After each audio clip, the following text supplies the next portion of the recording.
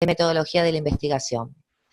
Bueno, le damos, como les dije antes, le damos la bienvenida a todos a esta primer webinar de la Expo IESER, que este año se cumplen 9 años de Expo IESER, que es un proyecto educativo de IESER para que los estudiantes tengan un espacio donde poder socializar sus conocimientos, sus investigaciones, de todas las carreras, de primero a tercer año, y bueno, con esta novena edición estamos inaugurando un nuevo formato de transmisión de conocimiento y poniéndonos en línea con las nuevas tecnologías, con los nuevos formatos, que va a ser por eso es nuestro primer webinar, nuestra primer expo digital.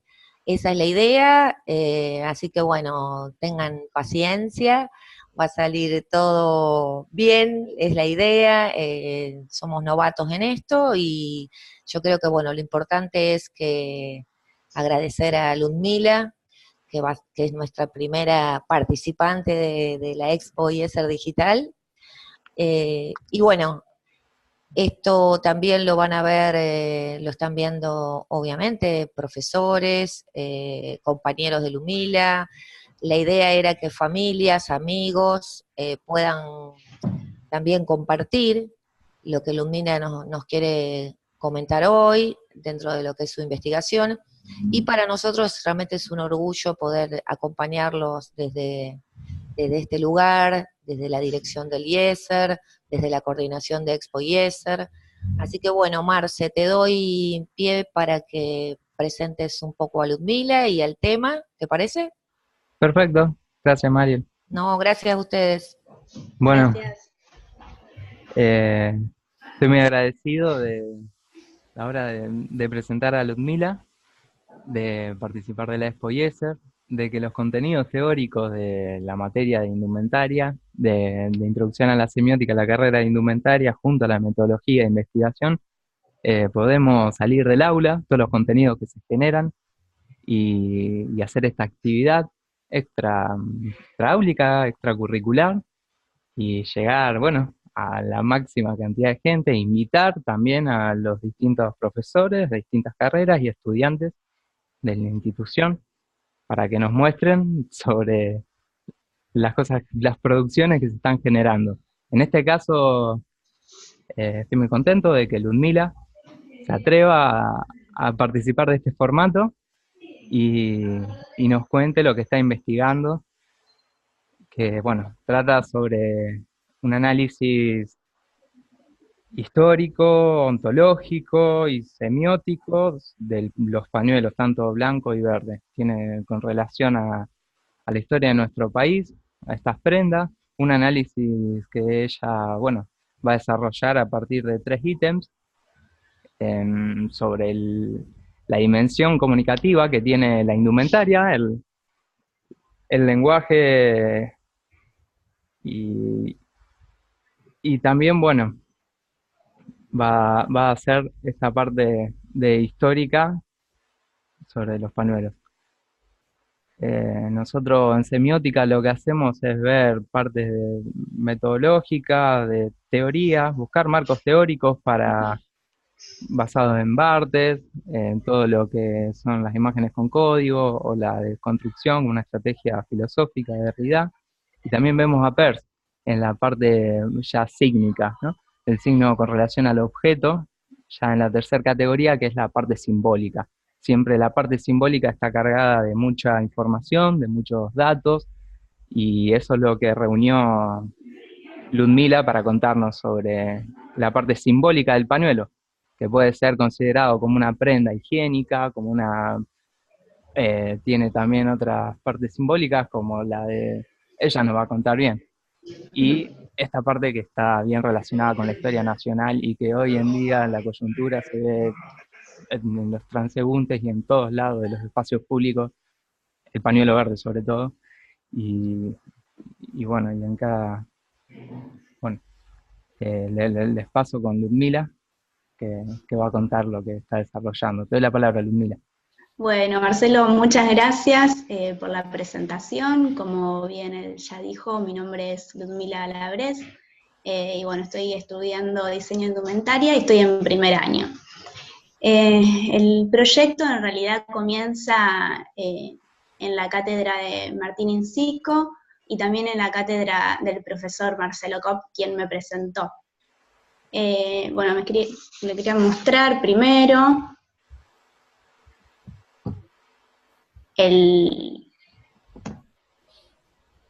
aquí está.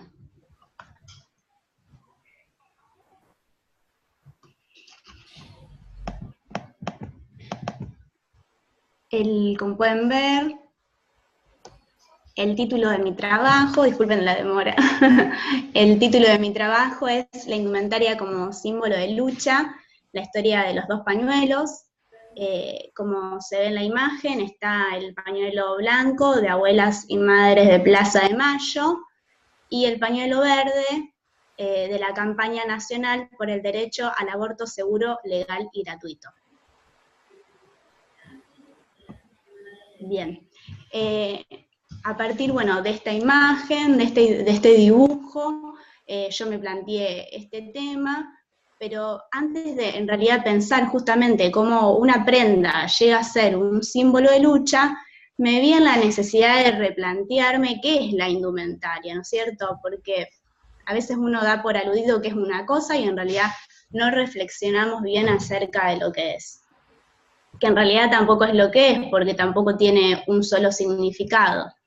Entonces, a partir de justamente tener que hacer una nueva lectura de la indumentaria, fui como descartando, ¿no es cierto?, líneas de pensamiento. Entonces dije, bueno, la indumentaria generalmente es relacionada con la industria de la moda, entonces se la frivoliza, o también la pensamos, ¿no es cierto?, como protección hacia las inclemencias del clima, pero muy pocas veces en realidad la analizamos como lo que puede también llegar a ser, que es como un símbolo de lucha, ¿no es cierto? Entonces, para llegar a comprender realmente el proceso, porque no es que de un día para el otro una prenda se convierte en un símbolo, yo, como decía Marcelo, me vi como en la necesidad, si se quiere, de caracterizar a la indumentaria en 3 ítems, que a mí me parecieron fundamentales para comprender justamente este proceso.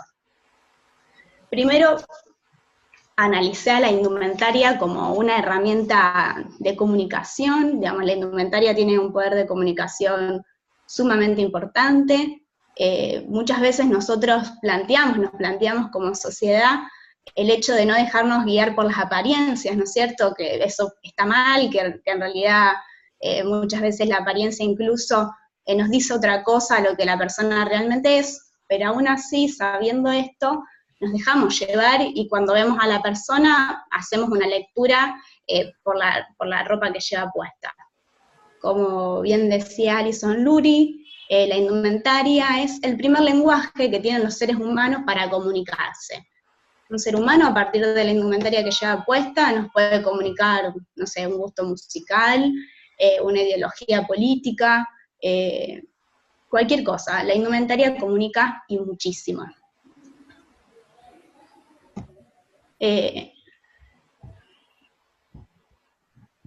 Bueno, aquí les muestro nuevamente el Power. Esta imagen, estas 2 imágenes, bueno, aquí dice la indumentaria como herramienta de comunicación, se las mostré a mis compañeras porque anteriormente la exposición la hice en mi clase con mis compañeras, y bueno, analizábamos justamente esto, qué es lo que nos comunican estas imágenes, porque ambas mujeres están en un contexto similar, están sobre un escenario, tienen un micrófono, claramente están cantando, pero ¿qué nos define, no es cierto, el género musical, digamos, la indumentaria, digamos? Podemos ver que la chica que está vestida de negro, con una indumentaria más, si se quiere, fuerte, con un collar de tachas, se relaciona justamente a una música más pesada, a heavy metal, puede ser, y la indumentaria de la chica de al lado es por ahí una indumentaria que la relacionamos más con el género de la música pop.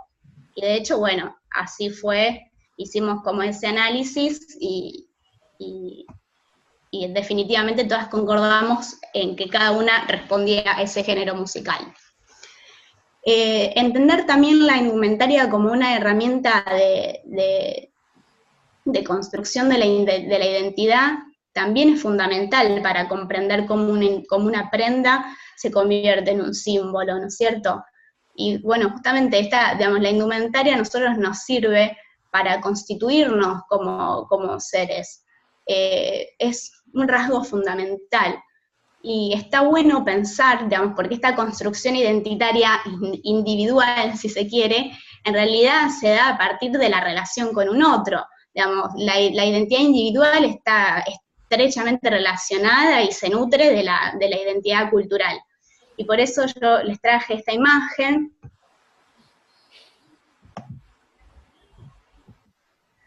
Perdón la demora con... Ahí está. Esta imagen, que son mujeres bolivianas, son denominadas las cholas o cholitas, ellas se llaman las mujeres de polleras también, son mujeres bolivianas, como ya dije, mestizas o indígenas. Como podemos ver, bueno, su indumentaria es una característica muy fuerte de su identidad cultural y claramente de su identidad personal, ¿no es cierto? Traje este caso porque me pareció muy interesante la defensa de estas mujeres hacia su indumentaria. ¿Qué pasa con las mujeres de pollera como ellas se autodominan? Hace una década atrás, nada más que una década atrás, la indumentaria estaba prohibida, la indumentaria de estas mujeres, porque se tenían que sí o sí adaptar a la indumentaria de las mujeres occidentales, que es realmente muy injusto porque, bueno, adaptarse a la indumentaria de las mujeres occidentales significa en realidad también una muerte de su propia cultura, ¿no es cierto? Hay distintas maneras de matar a la cultura y eliminando la indumentaria es una de ellas. Pero bueno, por suerte estas mujeres resistieron a esto, y hoy en día una de ellas que está en el Parlamento, conquistó que su indumentaria sea respetada. Me gustaría leerles un pequeñito fragmento, porque bueno, justamente la mujer de la imagen de la izquierda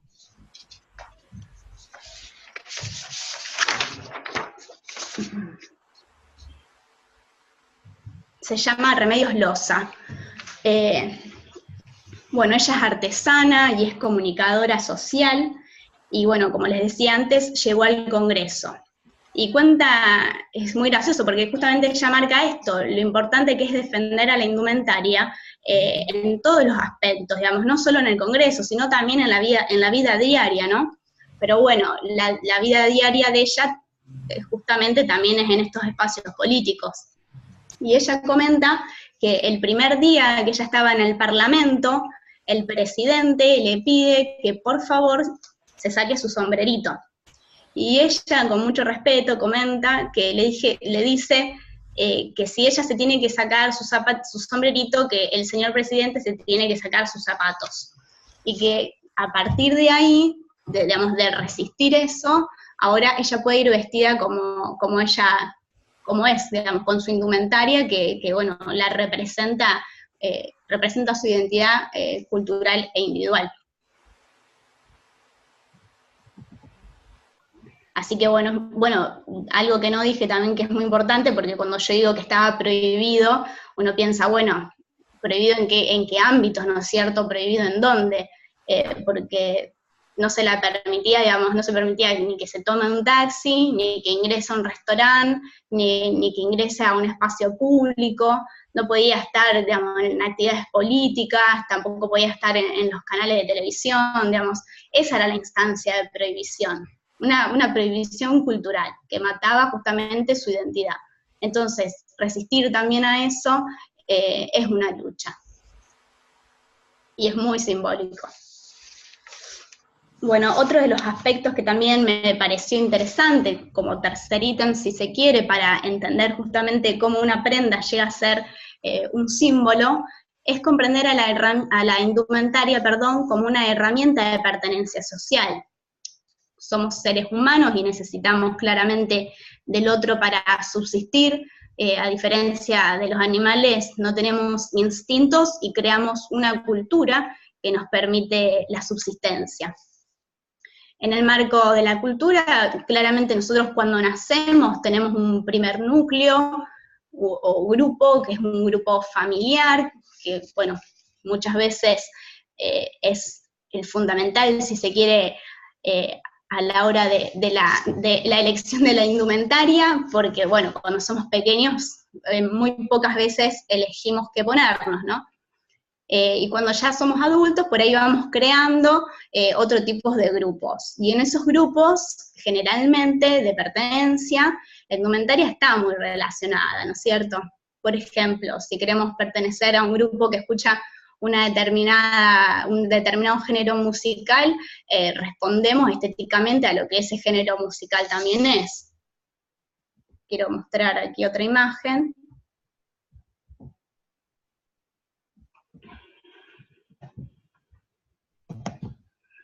Bueno, aquí tenemos a los rolingas y aquí tenemos a dos chicas punk.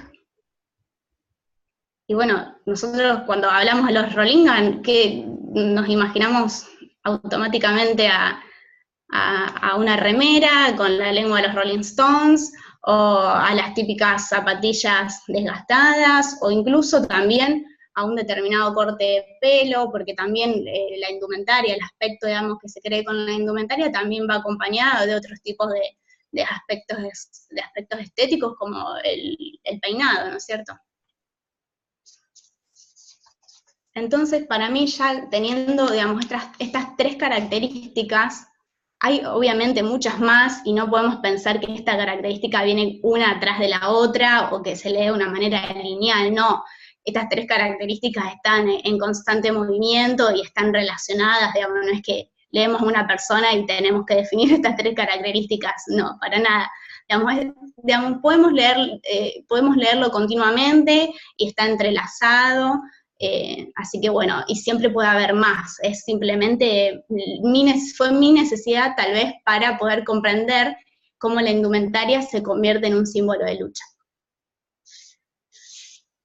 También analizando justamente esto que estaba planteando, digo, bueno, perfecto, pero también tengo que pensar en el pañuelo, porque si yo voy a hablar de la historia del pañuelo de abuelas de Plaza de Mayo, y del pañuelo verde, necesito meramente saber de dónde proviene el pañuelo, ¿no es cierto?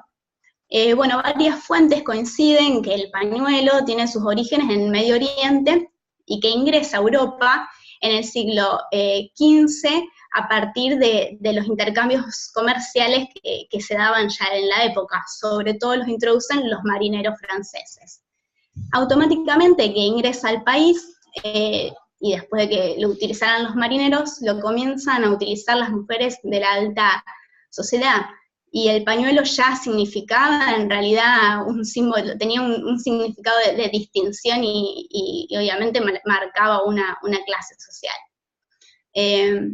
Entonces es interesante porque ya, digamos, desde ese entonces el pañuelo primero tiene en realidad más una función simbólica que tal vez una función utilitaria, porque es recién en el siglo XVI que el pañuelo se comienza a utilizar tímidamente para sonarse la nariz, que es realmente la utilidad que el pañuelo tiene. A partir de esto, bueno, claramente cada uno le daba distintos significados, porque depende de la cultura, depende del contexto, el pañuelo va a adquirir distintos significados. Y es importante, digamos, este es por ahí un dato muy interesante, que es que durante la Revolución Industrial es que el pañuelo se masifica, porque anteriormente solo lo utilizaban estas mujeres, y bueno, luego la Revolución Industrial ya lo comienza a utilizar la gran parte de la población. Entonces ya, bueno, habiendo hecho este breve análisis de la historia del pañuelo, creo que es momento de que empiece a hablar de la historia del pañuelo de abuelas y madres de Plaza de Mayo, quiero en realidad leer un segundito porque es una historia muy sensible y muy delicada, y realmente quiero ser fiel a mis palabras y bueno, ser exacta y brindar buena información.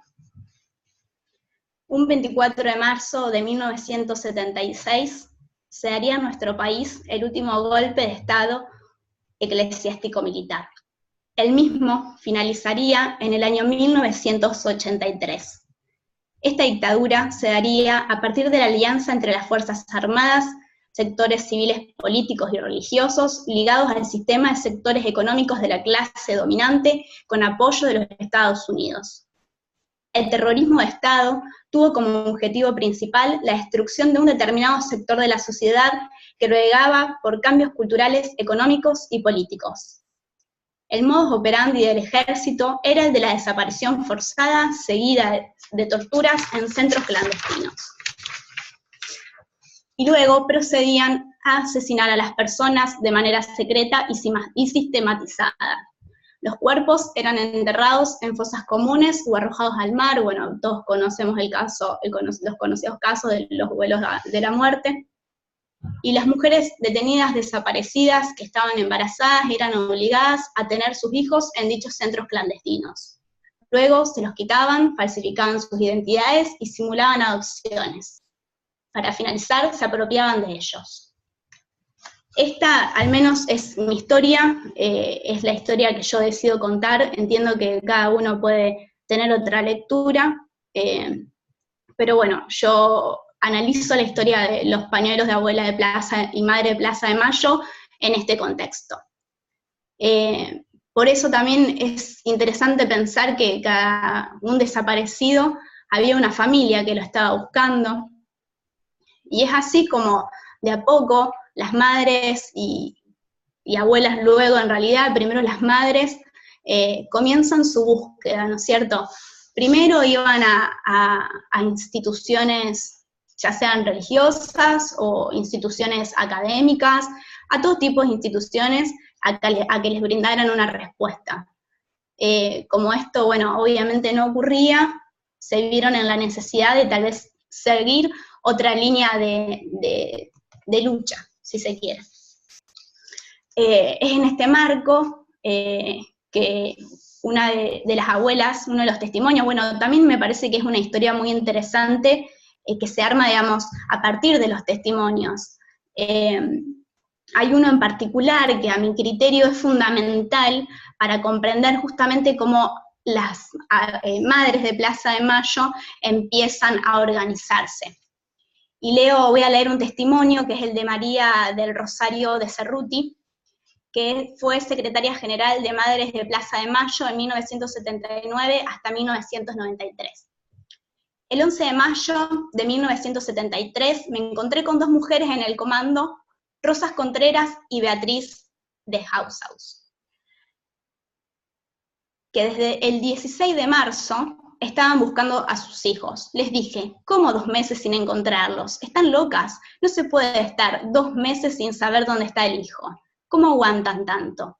Me explicaron más o menos que iban todos los días a buscar información, y yo no me desprendí más de esas dos mujeres. Buscando en todos los lugares, todos los días sumamos a una nueva mujer más que estaba buscando a sus hijos.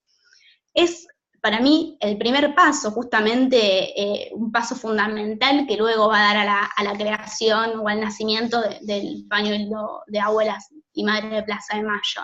Digamos, justamente comienza así, a partir de una unión con una otra, ¿no es cierto? Y como decía anteriormente, las madres, habían ya agotado su búsqueda en estas instituciones, y a partir de una abuela, Azucena Villaflor, que bueno, es una abuela que está desaparecida actualmente, Azucena Villaflor plantea que ya no tiene sentido seguir buscando en las instituciones, que realmente es perder el tiempo muy valioso, porque era tiempo en que sus hijos no estaban en sus hogares. Entonces plantea, bueno, ya el Estado no nos oye, tenemos que ir a la calle, vayamos a la Plaza 25 de Mayo.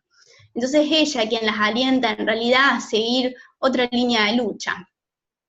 A partir de esto, las madres comprenden que la respuesta va a estar más que nada en la sociedad y que ellas necesitan que la sociedad las escuche, necesita que los medios de comunicación también, ¿no es cierto?, las escuchen. Pero bueno, en esa época los medios de comunicaciones también estaban en realidad formando una alianza con la dictadura, entonces no había chance de que esto sea posible, al menos los medios de comunicación de la ciudad, de Argentina, perdón, del país Argentina. Sí, recién después, durante el Mundial, logran llamar la atención la prensa internacional, que va a ser quien dé la primera noticia respecto a lo que estaba pasando en nuestro país. Como les decía antes, en la ciudad de Buenos Aires, para ser más específico, en la Plaza 25 de Mayo, es donde comienza la lucha en las calles de las abuelas y madres, luego. A partir de esto, digamos, de entender que la lucha no estaba ahí, van a ir, todas se van a organizar para participar de una misa que se daba en Luján y que se daba todos los años en Luján. La misa en Luján era el único acto, en realidad, donde se permitía que haya mucha gente. Como es sabido, en la dictadura eso no estaba permitido, no podía haber no se podía amontonar una determinada cantidad de personas porque ya automáticamente se los tenía que separar.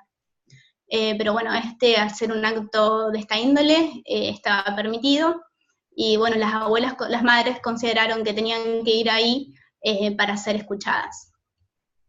A partir de una pregunta, porque en realidad esto es un poco anecdótico, de una pregunta de, bueno, sí, vamos, pero ¿cómo nos identificamos, no? Porque no es que ellas podían ir todas juntas, encontrarse en Plaza de Mayo y dirigirse a Luján todas juntas, no, eso estaba totalmente prohibido. Tenían que ir por separado cada una y bueno, encontrarse allá. Pero bueno, ¿cómo nos identificamos? ¿Cómo sabemos, digamos, dónde estamos? ¿Cómo nos encontramos, no? Y me parece una pregunta que es fundadora de un montón de cosas más. Algunas abuelas decían, bueno, llevemos un bastón con un moño rojo. Otras abuelas planteaban, bueno, no, mejor llevemos un pañuelo blanco. Hasta que a una de las abuelas se le ocurrió mejor llevar un pañal blanco del hijo que estaba, o la hija que estaba desaparecido. Y ellas los bordaban a los pañales, con los nombres de sus hijos y de sus hijas. Y así fue como se comenzó, digamos, la lucha ya con un símbolo que las identificara, que era justamente, bueno, el pañal blanco de sus hijos. Y ahí fue en Luján la primera vez que lo llevaron puestos en sus cabezas. Actualmente el pañuelo se sigue utilizando, bueno, lo siguen utilizando las abuelas y las madres. Esto es muy interesante también porque, a diferencia del pañuelo verde, el pañuelo blanco lo utilizan solo ellas, digamos, ¿no? Los que acompañan su lucha se los acompaña desde otros espacios, desde otros movimientos, tal vez con otra indumentaria que simbolice la pertenencia de cuál fuese el determinado grupo que les acompañe, pero ellas son en realidad las que utilizan el pañuelo, como decía antes, perdón, a diferencia del pañuelo verde, que por ahí es un pañuelo más masivo, que lo utilizan todas o todos los que lo quieran llevar puesto. Y bueno, los 24 de marzo, en las marchas de Ni Uno Menos, de Nunca Más, en las marchas de Nunca Más, las abuelas lideran las columnas y llevan sus pañuelos. Y como decía anteriormente, las organizaciones que las acompañan llevan otros símbolos que las identifican. Bueno, ya me gustaría cerrar con el tema del pañuelo de abuelas y madres de Plaza de Mayo. No sé si hay alguna duda respecto a eso, si quieren saber algo más. Y si no, ya me puedo adentrar en el pañuelo verde por la campaña nacional al derecho del aborto seguro, legal y gratuito. ¿Todo bien? ¿Sí? Todo bien, Lumi. Los participantes le podemos decir que abajo hay una barra donde donde hay un ítems que dicen preguntas y respuestas. Si alguien desea hacer alguna pregunta o enviar alguna cosa por el chat, también lo puede hacer. Podés Aprovecho un continuar, ¿te segundito. parece? Sí, dale. Hola Martín, no te saludé antes, pero no está escuchando, ¿o sí? Bueno, continuamos. Bien, prosigo. El pañuelo verde, en realidad, bueno, tiene la campaña por el derecho al aborto comienza en realidad ya hace muchas, muchas décadas, pero la campaña nacional por el derecho al aborto seguro, legal y gratuito tiene su comienzo en el año 2003 en el 18º Encuentro Nacional de Mujeres, que se dio aquí en la ciudad de Rosario, no sé si lo dije. En este marco es que nace el pañuelo verde. En realidad hay muchos, como las fuentes son varias y tal vez todavía no hay mucho material, si se quiere, mucha bibliografía así fuerte. Me he basado más que nada en entrevistas o en recortes periodísticos. Y comentan justamente que la elección del color es un poco aleatoria y que en un momento habían pensado que sea de color violeta, porque bueno, el color violeta es un gran símbolo de las luchas feministas a nivel mundial, pero como que no había esa tela, entonces se decidió que sea en color verde. Y bueno, después también, a partir ya de la elección de dicho color, comprendieron que también se lo puede relacionar con la salud e incluso con la esperanza, porque es una esperanza de vida para las mujeres. En este contexto, que bueno, una mujer que es muy importante para esta lucha de la campaña nacional del aborto es Nina Brugo, y justamente comenta que al principio en cada campaña se hace una demanda de 8.000 pañuelos al año y que actualmente ya se están entregando más de 200.000 pañuelos. Pero nosotros pensamos, bueno, sí, hay 8.000, de 8.000 a 200 hay una gran brecha, pero bueno, ¿quién los hace, no es cierto, a los pañuelos? ¿Quién se encarga de realizarlos? Muchas veces hemos visto tal vez imágenes de personas que tienen el pañuelo celeste y el pañuelo verde y se vende sin tal vez importar mucho la ideología o lo que signifique, pero bueno, eso también es válido porque al fin y al cabo es una persona que está trabajando, pero lo que en realidad se quiere fomentar desde las organizaciones que están con esta campaña es que el pañuelo se compre a las cooperativas que se encargan de realizarlo. Muchas de estas cooperativas, de hecho, surgen a partir de darle trabajo a mujeres que han sido maltratadas en sus núcleos familiares o incluso también en sus trabajos. Todos sabemos que es difícil para las mujeres costureras el sistema laboral de hoy en día porque muchas veces tienen leyes, o en realidad es que no tienen las leyes que corresponden, pero que se rigen de una manera que roza la esclavitud. Entonces, bueno, es muy importante también esta contención que se brinda de este espacio, de poder darle trabajo a personas que lo necesiten y que también, bueno, tiene obviamente una relación en donde se trata de resolver o escuchar también a lo que está pasando, a lo que le están pasando a estas mujeres, digamos. Siempre tiene como esa línea, estamos entendiendo que hay mujeres en un estado de vulnerabilidad, entonces, bueno, a ver de qué manera se puede ayudar.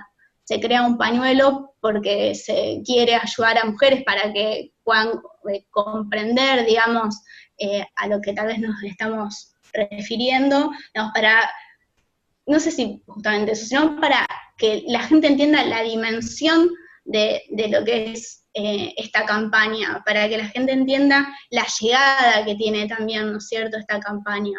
Y es con ese mismo criterio que desde adentro para adentro sería, también se trata de generar un empleo que sea tal vez para estas mujeres costureras un empleo más justo, ¿no es cierto?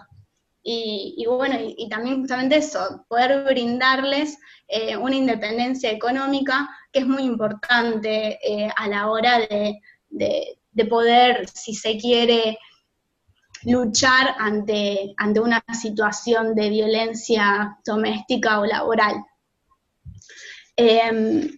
Bueno, justamente como les decía, que una de las cosas que más llama la atención es digamos, lo masivo que se ha convertido en esto, que de 8.000 se pase a 200.000 pañuelos, y que bueno, que anteriormente había una sola cooperativa que era la encargada de hacer los pañuelos, y ahora hay más de 10 cooperativas. Me gustaría mostrarle unas imágenes.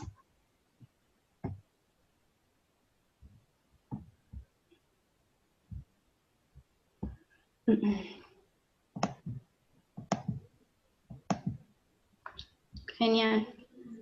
Bueno, este pañuelo es el primer pañuelo de la campaña del año 2003. Y bueno, como vemos, es bastante distinto al que se utiliza hoy en día. Y bueno, y aquí está la escala cromática de Pantone, y el pañuelo verde se ubica entre el 347C y el 3415. Esto también es un dato interesante, que el color verde anteriormente era llamado, este color que se utiliza para el pañuelo, era llamado verde Benetton. Y una de las organizadoras de este evento dice que fue también un triunfo cultural lograr que el pañuelo ya no se llame más así y que se llame verde aborto. Esta es otra imagen. Bueno, aquí podemos ver la plaza llena de personas que llevan en alto el pañuelo. Y bueno, me gustaría leerles un pequeño fragmento de una entrevista que se le hizo a una joven, que me parece que resume, no sé si todo lo que el pañuelo significa, pero bueno, gran parte. Se llama Francisca Amigo, tiene 21 años y lo usa desde el encuentro de Rosario en el año 2016. Nos fuimos conociendo de a poquito. Lo usaba y lo dejaba. Ahora no me desprendo nunca del pañuelo. Es muy genial que todas estemos buscando verde por todos lados. Queremos generar lazos y unión, y lo hacemos a través de un color. Es como un nuevo filtro para mirar la realidad. Emociona tener un legado que nos viene de las madres como símbolo de perseverancia, lucha y amor. Muchas veces conversando con amigas que tal vez no tenían el pañuelo aún, pero estaban a favor y tal vez lo querían, pero bueno, por una cuestión u otra no lo poseían aún, justamente decían que se sentían solas y como que no podían expresar realmente su ideología o lo que pensaban si no tenían el pañuelo, y como que no podían generar como esa mirada tal vez comprensiva, si se quiere, con otras chicas que tal vez sí tenían el pañuelo. Digamos, a este punto llega la simbología, lo simbólico en la indumentaria. Digamos, necesito tener una prenda que a mí me haga partícipe del colectivo que sea el que perteneces. y que también, bueno, o tal vez también justamente eso, el nivel de exclusión que sentís, que por más que estás compartiendo una misma ideología, no llevas algo que te expone a justamente eso, a lo que vos pensás, que no expone visualmente lo que vos pensás. Así que bueno, en realidad ya más o menos finalizó el trabajo, pero bueno, no me gustaría olvidarme de decirles que la indumentaria es muy importante, que no cometamos el error de, por relacionarla tal vez con la industria de la moda, no comprender la dimensión que tiene, porque es una lástima. Yo creo que desde la campaña nacional eso se comprendió. Creo que, bueno, las abuelas y las madres de Plaza de Mayo eso también lo comprendieron, y hoy en día son una de las dos, digamos, de las dos prendas con una carga simbólica en nuestro país representativa o excluyente, depende del caso, con mayor importancia y con mayor fuerza. Así que bueno, ya no tengo mucho más que decir, agradecerle también a la institución por brindarme el espacio, a Martín Incico, que ya le agradecía anteriormente, pero bueno, agradecerle nuevamente, también por motivarme, y bueno, también obvio a Marcelo Kopp, que desde la cátedra nos impulsó a reflexionar acerca justamente de la indumentaria y a cargarla de significado. Así que bueno, muchas gracias. Buenísimo. Bueno, bárbaro. Me encantó. Invito al debate, a las preguntas que puedan surgir. Es cierto, eso me encanta, la parte de la indumentaria es un lenguaje que transversa todas las carreras de nuestra institución, desde periodismo, relaciones públicas, recursos humanos, todos estamos vestidos, así que todos tenemos el mismo lenguaje para reflexionar. Por eso siempre insisto en la importancia de las materias teóricas de indumentaria, la importancia que tenemos todo el tiempo para la hora de las productoras, para la hora de la creatividad y también a la hora de saber que estamos comunicando y diciendo muchas cosas. Está la opción de hacer preguntas a todos los espectadores. Yo algunas tengo, algunas relacionadas con la materia, alumni. Sí, dale, buenísimo, genial. Bueno, definime el signo lingüístico de... No, bueno, pero con relación al signo lingüístico de Saussure, la parte del significante y el significado. ¿Te acordás que decíamos que el significante es la parte material? Si, como desvinculándolo, si vemos la parte material del pañuelo verde o el pañuelo blanco en otros países, si tiene otro significado. Quería saber si sabés algo o estuviste viendo. Y a la inversa, o si hay otras prendas que tengan ese significado a favor de la ley del aborto o una cuestión relacionada a la injusticia, terrorismo de Estado. Sí, buenísima tu pregunta, Marce. Sí, en otros países, porque en realidad creo que hay varias vertientes, si se quiere, de eso, porque en otros países, por ejemplo, a partir de la lucha de la campaña nacional por el aborto, retoman el pañuelo para pedir en sus propios países que se debata esta ley. A veces por ahí cambia el color, pero la forma, por ejemplo, se sostiene. Eso en el marco del pañuelo verde. Lo que también se puede ver, bueno, hace poco en Uruguay se estuvo debatiendo una ley muy importante, una ley integral para personas trans, y si pueden ver las imágenes de la noticia, los pañuelos eran iguales al pañuelo verde, digamos, con la misma estructura, pero de color amarillo, y tenían, bueno, un puño que representaba la balanza de la justicia, y como en el antebrazo decía trans. Digamos, y esto no es casual. Y también, bueno, yo creo que hay un pañuelo, pero bueno, que justamente como decía, no tiene la misma estructura que el pañuelo verde, ni el pañuelo de abuelas de Plaza de Mayo y Madres, que es el pañuelo de Palestina, que bueno, es muy simbólico y representa justamente la lucha por recuperar su estado. Y en Argentina hay un montón de organizaciones políticas que lo utilizan reivindicando y haciendo visible también, ¿no? Esta lucha.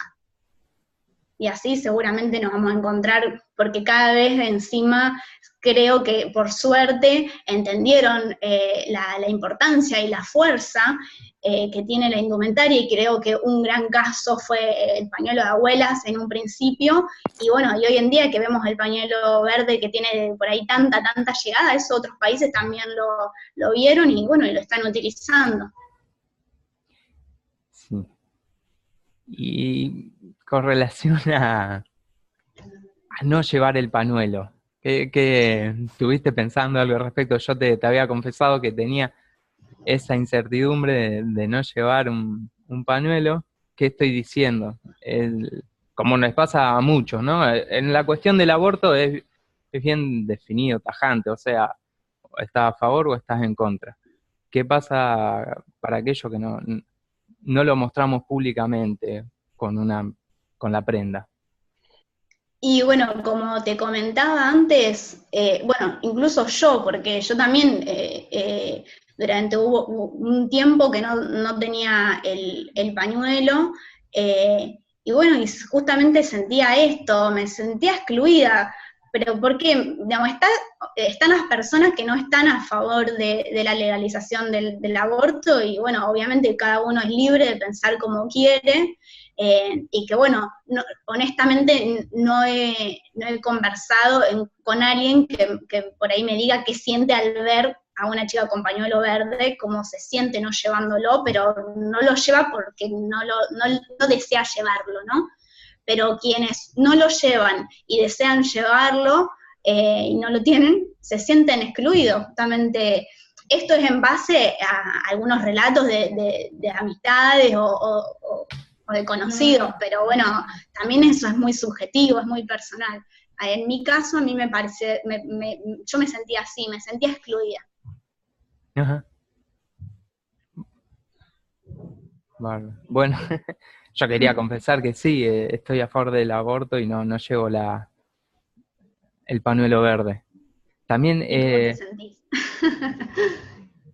también me llama mucho la atención lo que interpreta el otro ante esa postura.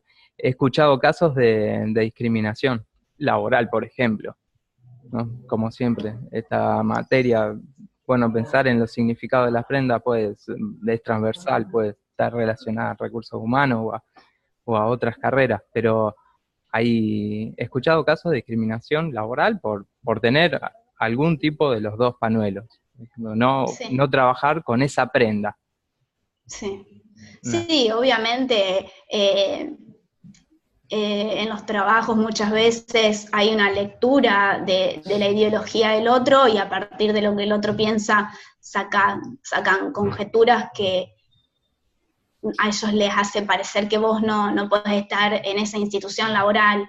Eso, bueno, digamos, el pañuelo no es lo único, hay gente que por tener una postura política es expulsada de sus trabajos, eso pasó siempre. Pero bueno, ahora hay un pañuelo que encima que lo expone, ¿no? Porque a veces uno por ahí, y bueno, también con las redes sociales, eso hoy en día se sabe muchísimo más. Pero también, Marce, no nos tenemos que olvidar que no solamente puede llegar a haber una discriminación laboral, sino que cuántas chicas han quedado hospitalizadas por llevar el pañuelo verde. Eso es gravísimo, porque las han desfigurado por llevar una prenda, que sí, claramente, tiene, digamos, carga con tiene, digamos, muchos símbolos, digamos, mucha importancia. Sí, Pero por es eso, como puede ser que alguien realmente le pegue a alguien de tal manera que la deja hospitalizada porque lleva un pañuelo, es una locura. por eso Porque no es porque lleva un interesante. pañuelo, es porque carga una ideología en particular, perdón. No, que por eso es interesante también todo el recorrido que hacemos a veces en esta materia buscando los contenidos simbólicos de las prendas y nos encontramos atrás de la historia con casos aberrantes de eso, por llevar una prenda de color rojo, por ejemplo, terminar Sí. ahorcado en una plaza o bueno, Es muy interesante en el nivel simbólico, convencional de leyes, del color de una prenda, lo que puede provocar. Y bueno, con respecto a todo esto te quería preguntar, si, bueno, pero vos estás en primer año, pero quería preguntarte si en la parte creativa le veías alguna motivación o un interés particular para ponerle a tus diseños, a tu comunicación, a tu lenguaje propio que usás, algún contenido de tinte ideológico, de intentar cambiar cuestiones relacionadas a la sociedad o de lucha, de Sí, denuncia o algún tipo de comunicación que tiene que ver con respecto a lo político y a nuestro sí, país. O si sí, la estás armando. O si te ujú, parece sí, importante, aparte de utilizarlo como una prenda pública de denuncia, también con un fin artístico de producción. sí. Y en ambos casos me parece súper interesante. Yo creo que hay una gran cantidad de diseñadoras y de diseñadores que actualmente utilizan mucho la situación política o cuestiones ideológicas para relacionarlo con la indumentaria. Vemos hoy en día un montón de remeras o de buzos con frases directamente que dicen, no sé, muerte al macho, digamos. Hoy en día es totalmente... Eh, digamos, no hay metáfora para eso, digamos, es explícito. Y bueno, es una elección claramente de cada diseñador o cada diseñadora. Y está buenísimo también porque yo creo que se va perdiendo ese miedo también a la política, ese miedo a pensar en la ideología, digamos. Está bueno que los problemas sociales lleguen a todas las instancias, a la indumentaria, al periodismo. Bueno, el periodismo generalmente está relacionado directamente a plantear problemas en la sociedad, pero bueno, la indumentaria que siempre está como ahí siendo tan criticada y está perfecto, está buenísimo que lleguen todos estos problemas y que la indumentaria sea una herramienta más para nosotros, para mostrar indignación o para crear conciencia. Eso está buenísimo. Ludmila, una Sí, preguntita, más que sí, preguntita, digamos una reflexión en conjunto. Yo creo que lo que estás diciendo tiene que ver mucho o va en la línea de que la indumentaria como, digamos, como producción y expresión artística está un poco, o bueno, está bueno que esté, digamos, como una función social, ¿no? Social, digamos, de denuncia o de apoyo a diferentes cuestiones. Y a propósito de eso, el jueves que viene, el jueves 1 de noviembre, nos visita una diseñadora de Buenos Aires quien nos va, digamos, a invitar a todos los estudiantes y egresados de indumentaria a participar de un concurso sobre moda sustentable. ¿No?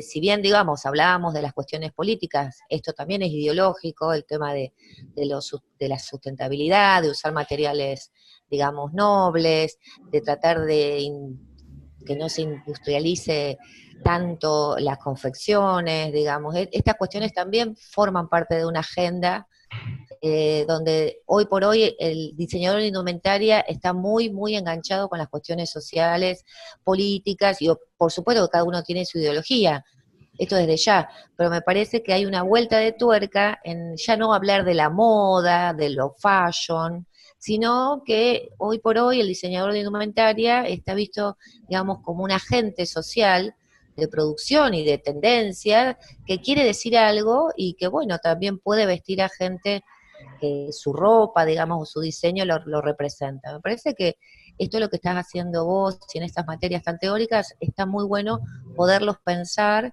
digamos, leer la realidad de alguna manera y cómo la indumentaria ahí se cuela para decir algo, ¿no? La indumentaria en sentido genérico, digo, el diseño, la uh-huh. propuesta. No sé qué te parece, Martín, ahí estás muy escuchándonos, ¿nos A ver, escuchás? Sí, lo escucho, a mí se me escucha. sí, perfecto, Ah, perfecto. bueno, genial, porque estuve renegando, perdón, que me acomodé un poquito tarde, estuve renegando un poquito, no soy muy bueno con estos avances tecnológicos. Eh, me parece que está muy bueno lo que planteas, bueno, Ludmila por supuesto, pero también la propuesta de la moda sustentable que estabas planteando, Mariela, vos. Yo, por si no se me escuchaba, acababa de escribir una pregunta que ahora te la planteo, Ludmila, te la planteo de manera más completa, pudiéndote, escuchándome ustedes. Mi pregunta, un poco ligado a lo que planteaba Marcelo recién, era tu opinión, en cuanto a aquellas personas que pueden estar a favor o en contra de esta ley, de la ley por las cuestiones del aborto, tanto personas que están a favor como en contra, he escuchado esto de los pañuelos. Al fin de cuentas lo que está haciendo es etiquetar y generar como una grieta más en la sociedad, y que no veían ni unos ni otros positivos llevar el celeste o el verde por estas cuestiones que a lo mejor, pongo innecesario entre comillas, de caer, teniendo en cuenta lo que vos misma decías. Yo me sentía excluida por no usar el pañuelo. O sea, irían dos preguntas. ¿Qué opinás con respecto a si es una etiqueta o no, si es positivo figurar, tener como necesariamente una etiqueta para que represente la identidad o un pensamiento que vos tenés? Y si te parecía positivo en su momento tener que recurrir a un elemento externo, como es un pañuelo, para sentirte incluida en un... Estoy pensando en el texto del lenguaje de la moda, que tal vez lo han visto, creo que lo han visto en alguna materia, donde el autor allí plantea la ropa como, o las vestimentas como con un poder místico, un poder que si me pongo esto me van a incluir en un grupo, o me van a querer más, o me van a dar ese puesto de trabajo, ¿no? ¿Cuál es tu opinión con respecto a esto? ¿Es una etiqueta?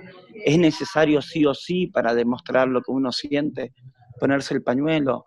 ¿Quiero estar incluida y lo uso, si no estoy fuera del sistema del sistema de lo que se espera de mí como mujer que apoya el aborto? ¿Se entiende un poquito la pregunta? Sí, Martín, perfecto. En primera instancia, en realidad, yo ya tengo una posición formada respecto a esto de la grieta, ¿no es cierto?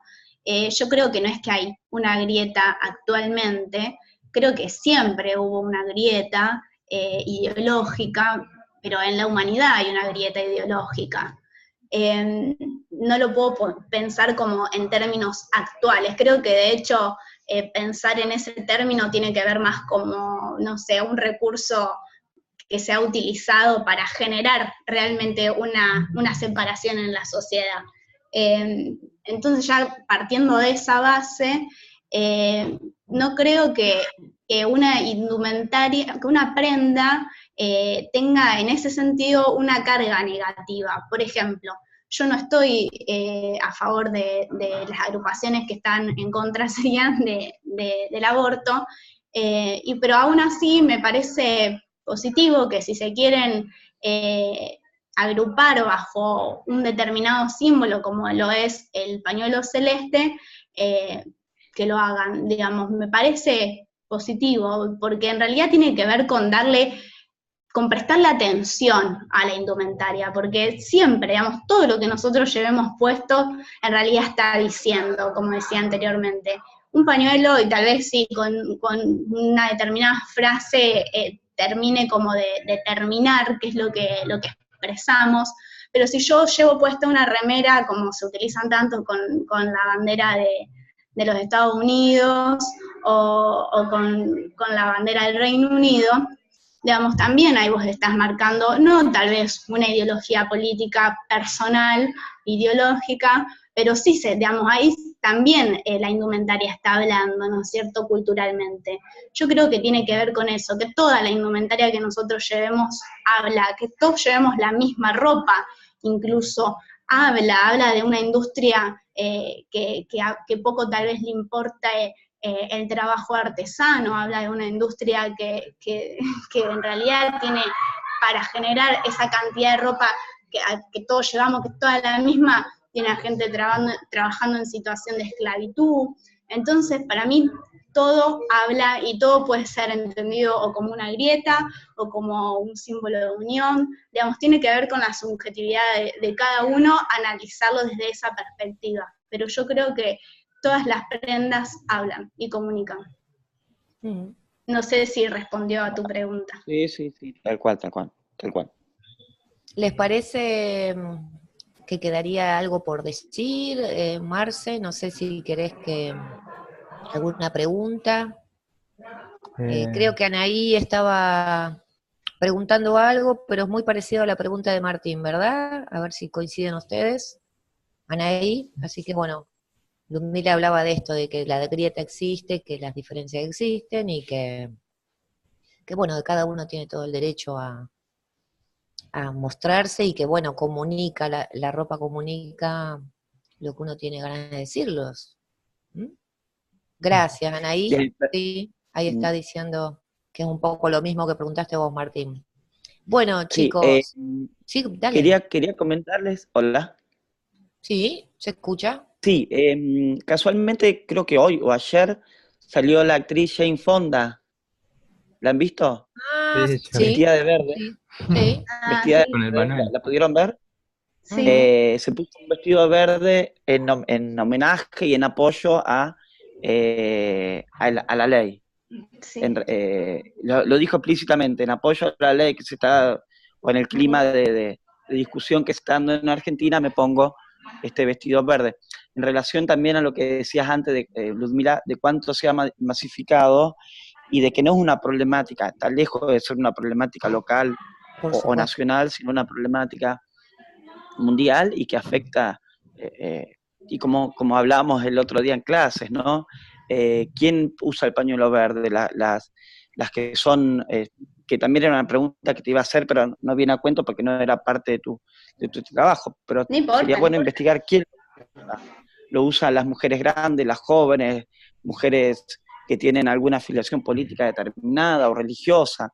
Esto de que el pañuelo verde, hablábamos un día en clase, por lo que pude leer yo, no sé si planteaste algo de eso, creo que no, de que las mujeres que se agrupan en católicas por el derecho a abortar, creo que fueron las primeras que lo usaron, ¿no? Son las católicas por el derecho a decidir, y sí, Ah, decir, ¿no?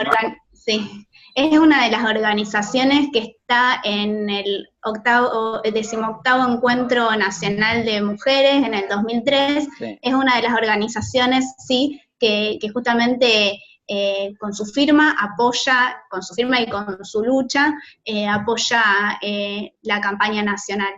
Yo por una cuestión de que, bueno, hoy en día hay más de 300 organizaciones que se encuentran apoyando la ley, seguramente hay más, por una cuestión tal vez de no nombrar a ninguna en particular, para no invisibilizar a las otras, no nombré esta agrupación, pero No, pero, perdón, nombré esa porque lo que leí justamente era que fueron ellas las primeras a usar el pañuelo verde, que fue eh, la que lidera esa organización, la que propuso el pañuelo verde, por eso te nombré esas y no otras.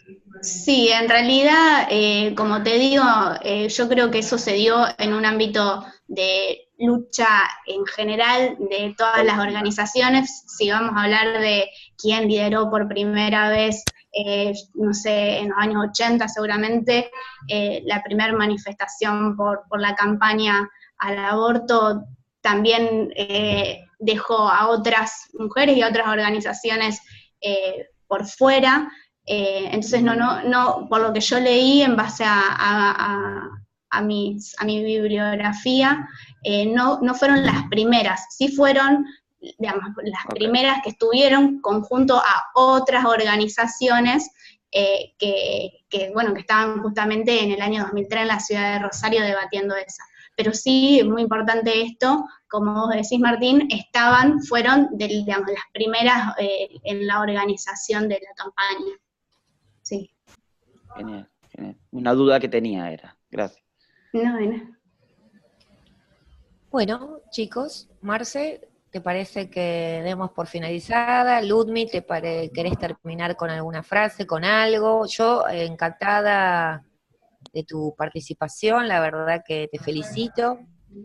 has hecho un lindo recorrido, una mirada interesante, inteligente, comprometida. Y bueno, te deseo lo mejor y bueno, te esperamos el año que viene. Bueno, muchas gracias. Nuevamente con otro tema o bueno, lo que te parezca que te guste investigar y aportar y socializar tu conocimiento con la comunidad IESER. Genial, bueno, muchísimas gracias. Gracias a vos. Martín, te agradecemos que hayas estado también. Gracias por tu Un tiempo. gusto, realmente, la verdad que un lujo tener alumnas como Ludmila, que aparte con toda la seriedad, con toda la generosidad de compartir sus inquietudes, que no quedan en una cuestión de opinión personal, sino que hay una investigación atrás. La verdad que a mí como profe de ella me llena de orgullo. Así que creo que está representando de manera excelente al instituto, a nuestra alta casa de estudios. Gracias, bueno, Martín. muchas gracias. Lo mismo decimos. Bueno, Marce, también agradecerte a vos, tuve el apoyo tanto Martín como vos, los profes de las dos cátedras de Introducción a la Semiótica y de Metodología de la Planificación, acompañarla en este proceso a Ludmila y bueno, invitarlos, estén pendientes de las nuevas comunicaciones que vamos a hacer la semana que viene, en alguna otra ponencia que va a venir, así que bueno, estén pendientes de eso y les agradecemos haber estado en esta primer webinar de la Expo IESER. No, bueno. Gracias, María. Gracias. Saludos. Gracias, Ludmila, gracias, Martín, gracias. Gracias a los que participaron también. Bueno.